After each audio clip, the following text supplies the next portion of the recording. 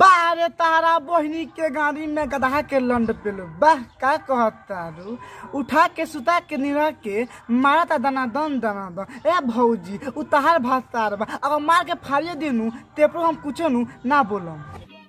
समझ रहे हो हेलो भाई तो आज हम फिर से बात कैले बानी भोजपुरी गाना के तो ऐसे कहते भाई लोग वीडियो नु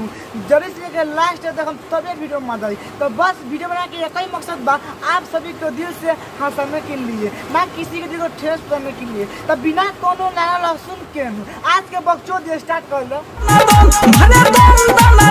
गधा के ना पेल देवेला तारा बहिनी के गाड़ी में कबूतर पेलो तार भतार दान दन दाना मारता ए भौजी तेरा दन ना मारो तका लो मारो कि बाद में कहबू कि भतार के लंड में नु दमे नहीं खे। सही पकड़े अभी मजा आएगा ले राती पड़ल जब वो पर हाथ होगा पहले रात में हाथ पड़ गए तो तारा का बोल भौजी तनी खोल के कहत तब तारा के लाए पर टांग के नु खड़ा करम लंडी खा रहा है ये कोई लंडी खा रहा है सच में दादा ही रहता तोहरा के मारे हमर लग गोल दांत हो। अच्छा तारा डर के मारे तारा दांत लागल ए भौजी उ सारा कस के दाब देल का रे कि तोरा दांत लागल ते बता कस के दाब देल का काना सारा कस के दाब काना सारा के उठा के लांगवा ओका मुंह मुत देले कि भैया नु दोबारा दबे ना करता मजा नहीं आ रहा है।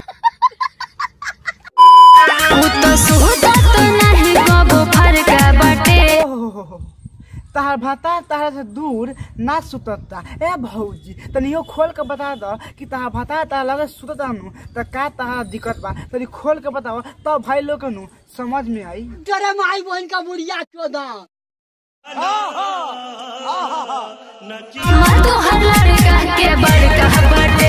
अच्छा आमा तोरा लड़का के बड़का बाटे तब भाई लोग तनी के समझ में आ गए नु कि भैया के सामान नु हेत्ता बर के बा ओइसे भौजी नु पास में नहीं के सुतल ए भौजी अब तहार भाता ऐसे मिल गल बा तो तहरा नु दर्द सहे पड़ी अगर दर्द नहीं के सहे के नु तो उनका लगता भाग के चल हमारा बड़का बोल कसम से कहते उनका नु खितीपुर के बा तो जाए नु बहुते मजा आएगा। सही पकड़े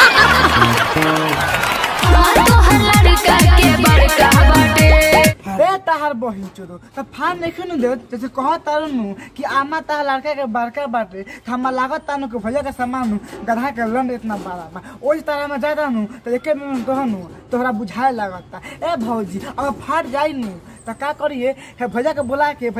के आ सिवाली काहे कि बहुत अच्छा नु सिलाई करलन अगर एक बार सिलाई कर देम दोबारा नु फटबे ना कर। देखा आपने लापरवाही का नतीजा है। झूठ बोल रहा है। खेल हो अच्छा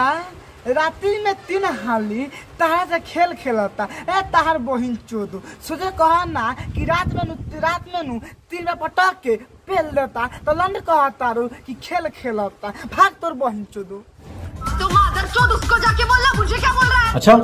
रणविजय की तरफ हमरा जवानी के कोरता सेल हो अगर